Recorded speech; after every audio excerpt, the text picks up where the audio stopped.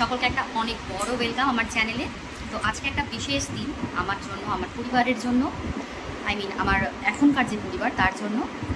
আমার যেটা বাবা মায়ের পরিবার সেখানে ব্যাপারটা হয়ে গেছে, ঠিক আছে, বাট সেটা আমি রিভিল করিনি, কারণ সেই সময় আমি ওখানে যাইনি। অনেকের কাছে হয়তো মনে হবে এত সিলি একটা ব্যাপার আবার শেয়ার করার কি আছে, বাট মনে করুন আমরা যারা স্ট্রাগল করে প্রতিদিন লাইফে থাকছি, এগোচ্ছি, আমাদের কাছে ছোটো ছোটো জিনিসগুলো অনেক ইম্পর্টেন্ট। ওকে, তো বেশি কথা না বাড়িয়ে বলেই ফেলি। তো ফাইনালি আজকে আমাদের বাড়িতে এসি লাগানো হচ্ছে, আমাদের ঘরে। তো এখন বাজে মোটামুটি 4:30 একটুই বেশি। আমি ঘরে এসে একটু প্রিপারেশন করছিলাম সব কিছু আর কি, কোথায় কী সরাবো না সরাবো, কোনটা কি ঢাকবো না ঢাকবো, কারণ ড্রিল করা হবে যেহেতু। তো আমি কেন বলছিলাম, আমি আপনাদেরকে এবার একটু কিছু কিছু ক্লিপস দেখাবো, যেখানে আমি দেখাবো যে আমি ঘরের কী পরিস্থিতি আর কি চেঞ্জ করেছি। আর আমরা এতদিন আগের বছর, এবছর আমরা গরমে এতদিন কী করে কাটিয়েছি। ওকে, আমরা আমাদের এই ঘরটায় থাকতে পারতাম না। ওকে, কারণ ঘরটা যথেষ্ট বড়, আর যেহেতু ওপরের ঘর, তো কোনোভাবেই থাকা যেত না রাত্রেবেলা। টেবিল ফ্যান দিয়ে বলুন বা ফ্যান চালিয়ে বলুন, আমার এই যে মাথার ওপর দুটো সিলিং চলছে, ঠিক আছে, বাট কোনোভাবেই পসিবল হতো না এই ঘরে থাকাটা।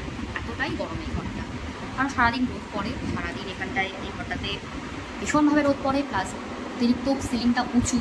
কারণ আমাদের ঘরে কিছু আরও প্ল্যান আছে, যে কারণে আমাদের সিলিংটা উঁচু করতে হয়েছে। তা না হলে আমাদের ইচ্ছে ছিল এবছরটাও আমরা এসি নেব না, বাট পসিবলি আমাদের নেক্সট ইয়ারেও বেশ কিছু ইম্পর্টেন্ট প্ল্যান আছে। তো আমরা আর দেরি না করে এই সময়টাতে নিচ্ছি। অবশ্যই আমরা মান্থলি স্কিম আর কি, যেটাকে বলে মাসে মাসে টাকা দিয়ে যে ব্যাপারটা, সেটার উপরে ভরসা করেই নিচ্ছি। কারণ একবারে আমাদের পক্ষে এতটা টাকা বের করা সম্ভব নয়, অনেকের পক্ষেই সম্ভব নয়। কারণ ওই আর কি মধ্যবিত্ত পরিবারের এই গল্প আর কি। আমি নিজেকে নিম্ন, উচ্চ, মধ্য, কোনো মধ্যবিত্তের মধ্যে ফেলবো না, আমি মধ্যবিত্ত পরিবারের একজন মানুষ, আমি সেটাই বলছি। ওকে, তো চলুন আপনাদেরকে দেখাই। চলো তোমাদেরকে দেখাই যে রুমে কোথায় কি চেঞ্জ করলাম। আপাতত এই ফার্নিচারগুলোতে যতটা পেরেছি চাদর দিয়ে ঢেকে দিয়েছি। আর আলমারিটা ঢাকা সম্ভব হয়নি, কারণ আর কোনো নোংরা চাদর ছিল না। আর শুধু শুধু নতুন ভালো চাদরগুলোকে আবার বের করে নোংরা করবো, সেই জন্য আর ইচ্ছা করছিল না। আর আলমারির ওপরটা এমনিতেও ঝাড় দিতেই হতো, তাই আর ঢাকিনি। এদিকে শোকেস, এদিকে সোফা, সব কিছুই ঢেকে দিয়েছিলাম। চলো আর একটা জিনিস তোমাদের কাছে শেয়ার করব। এতদিন আমরা গরমকালগুলোতে কিভাবে থাকতাম সেটাই তোমাদেরকে একটু দেখাবো। এই রুমটার পাশে আর একটা রুম আছে আমাদের। তো এই রুমটাতেই আমরা বিছানা করে রাত্রেবেলা ওই টেবিল ফ্যানটাকে মশারির ভিতর সেট করে ঘুমোতাম। যদিও রাত 12টা-1টা অবধি আমরা ছাদেই কাটাতাম। ছাদে বেশ ফুরফুরে হাওয়া হতো, ওখানে বেশ ভালোই লাগতো। আর তারপরে তো সেই রুমে এসেই শুতে হতো। কিন্তু গরমে বেশিরভাগ দিনই ওই উঠে পড়তাম, এই একবার বসে পড়ছি, জল খাচ্ছি, এইভাবেই চলেছে আর কি। তো এই বছর অর্ধেক গরম তো চলেই গেছে, কিন্তু আমাদের আর না নিলেই হচ্ছিল না, তাই এসিটা এবার নিতেই হলো। এই যে দেখছো এসির ইনডোর পার্ট, আউটডোর পার্ট, এগুলো কিন্তু 2 দিন আগেই এসে গিয়েছিল, আর এগুলো নিচেই রাখা ছিল। তো এরই মধ্যে আবার এসি লাগাতে এসেছিল যে 2 ভাই, ওরা চলেও এসেছিল। তো ওরা ওদের জিনিসপত্র নিয়ে, ইনডোর জিনিসপত্রটা নিয়ে রুমে চলে এসেছিল। তো আমি আমার রুমের আজ অবধি কোনো ট্যুর তোমাদের সাথে শেয়ার করিনি, বা কোনো হোম ট্যুরও শেয়ার করিনি। অ্যাকচুয়ালি আমাদের বাড়ি এখনও অনেকটাই ইনকমপ্লিট। আমি যখন বিয়ে করে আসি তখন তো আরোই ইনকমপ্লিট ছিল। তোমাদেরকে একটা ঘটনা শেয়ার করি। এই যে দেওয়ালটার এসি লাগানো হচ্ছে, তো আমি যেদিনকে বিয়ে হয়ে আসি, বিয়ের পরের দিন আমার কিন্তু ওখানে বসেই সকলে আশীর্বাদ করেছিল। আর সেদিনও কিন্তু এই একই রকমভাবেই ইলেকট্রিকের লোকজন এসে এই রুমে ফ্যান লাগাচ্ছিল, লাইটের কাজ করছিল। আশা করি তোমরা বুঝতে পারছো তখনও বাড়িটা কতটা ইনকমপ্লিট ছিল। জাস্ট এই রুমটার ভেতরটুকুই কমপ্লিট ছিল। এই যে বাইরে তোমরা এখন দেখছো টাইলস বসানো, বা পাশের ঘরে দেখছো যে মেঝেটা, মার্বেলগুলো একদম স্মুথ, তখন কিন্তু এসব কিছুই ছিল না। একদম বলতে গেলে বিয়েটাও হয়েছে, বাড়িটা কোনো মতে সেই সময় জাস্ট হয়েছে। আমার বিয়ের পর থেকে এখনও অবধি একের পর এক প্রচুর কাজ হয়েছে বাড়িতে, এখনও অনেক কাজ বাকি। তো যারা যারা আছো আমাদের মতো একসাথে বিয়ে বাড়ি সব কিছু সামলাচ্ছ তারা নিশ্চয়ই জানো যে এটা কত বড় একটা স্ট্রাগল। আর যখন পুরোপুরি নিজের ওপরে দায়িত্বটা চলে আসে, মানে এই যে সব কিছু দেখছো টোটালটাই আমার হাজব্যান্ডের ওপরেই আর কি চলছে, তো তখন ব্যাপারটা আরও টাফ হয়ে যায়। কিন্তু ব্যাপারটা আনন্দেরও, ব্যাপারটা অনেক সুখেরও।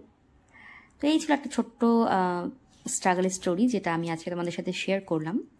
অ্যাকচুয়ালি আমি তো আগে কখনো ভাবিনি যে আমি ব্লগিং করব বা নিজের ইউটিউব চ্যানেল নিয়ে কিছু ভাববো, তাই আগে কখনো শেয়ার করিনি। না হলে হয়তো আরও অনেক কন্টেন্ট ছিল তোমাদের সাথে শেয়ার করার মতো। এখন একটু আফসোসই হয় যে গোটা বাড়িটা একটু একটু করে তৈরি হওয়াটা তোমাদের সাথে শেয়ার করতে পারতাম, তো কিন্তু করিনি। প্লাস নিজের বিয়ের আগের অনেক ঘটনা, মানে সেই যে লকডাউন থেকে একের পর একের লাইফে আমার অনেক রকম ঘটনা ঘটে গেছে, সেগুলো তোমাদের সাথে আমি শেয়ার করতেই পারতাম। বাট অনেস্টলি তখন আমি ভীষণভাবেই আর কি চাইনি, কখনো মাথাতেও আসেনি যে ব্লগিং নিয়ে কোনো কেরিয়ার করবো বা কিছুই না আর কি। তো এখন তাই আর যেহেতু ভেবেই নিয়েছি যে না, ব্লগিংটাকে কন্টিনিউ রাখবো, তাই কোনো কিছুকেই বাদ দিচ্ছি না। নিজের সমস্ত ছোট ছোট ভালো মন্দ সব কিছুই তোমাদের সাথে শেয়ার করছি। তো এরকম তো আরও অনেক গল্প আছে, অন্যান্য ব্লগেও আমি অবশ্যই বলবো। আর রুম ট্যুর বা হোম ট্যুর ইচ্ছা আছে করার। বাড়িটা একটু সাজিয়ে গুছিয়ে নিই আর কি, একদম অগোছালো এলোমেলো সব দেখালে কারই বা ভালো লাগে বলো। তো এই আর কি। তো দেখো, গল্প করতে করতে কিন্তু ইনডোরের যে এসির যে পার্টটা সেটা কিন্তু বসে গেছে। তো আমাদের এসিটা ছিল কিন্তু প্যানাসনিকের 1.5 টনের এসি। যদিও আমাদের যা রুম, এই রুমে 2 টন লাগালেই সব থেকে ভালো হতো, কিন্তু ওই যে এখানেও সেই আবারও বাজেটের ধাক্কা। তবে আমরা কদিন তো ইউজ করে কিন্তু আমরা বেশ ঠিক আছে, মানে আমাদের অসুবিধা হচ্ছে না। তো যাই হোক, নাই মামার থেকে তো কানা মামা ভালো, এই আর কি। তো এই 2 দাদা আমাদের এই যে ঘরঞ্চিটা নিয়েই কিন্তু বেশ দাঁড়িয়ে দাঁড়িয়ে পুরো কাজটা করে নিল ভেতরের। তারপর এবার পালা ছিল আউটডোরটা লাগানোর। তো আউটডোর যে এসির যে অংশটা সেটা লাগানোর জন্য আমরা ছাদে চলে গেছিলাম। তো ছাদে ওই আমাদের যে রুম, সেই রুমের পেছনের যে দেওয়াল, সেই দেওয়ালের ওই সিলিংটার ওপরেই আর কি, সিলিং তো নয়, রেলিংটার ওপরেই লাগানো। তো এখানে আমাদের 2টো সুপুরি গাছ ছিল, ওরা ওদের মতো পাতা কেটে নিয়ে কাজ করছিল। আমরা সেটা ভালোভাবে দাঁড়িয়ে দাঁড়িয়ে দেখছিলাম। তো 2 ভাই বেশ ঝুঁকি নিয়েই কাজটা করছিল। এই রেলিংয়ের ওপরেই ঝুঁকে ঝুঁকে বসে নানান রকমভাবে ওরা ওদের মতো করে কাজ করছিল। তবে ব্যাপারটা কিন্তু ভীষণ রিস্কি ছিল। তো যাই হোক, আমি মা বাবা সবাই মিলে আর কি পর্যবেক্ষণ করছিলাম। তো এর মধ্যে ওদেরকে কিন্তু ঠান্ডা জল, চা সব রকম সব কিছুই দেওয়া হয়েছে। তোমরা আবার ভেবো না যে বাড়িতে 2জন মানুষ কাজ করতে এসছে আর আমরা তাদেরকে কোনো রকম আতিথেয়তা করিনি।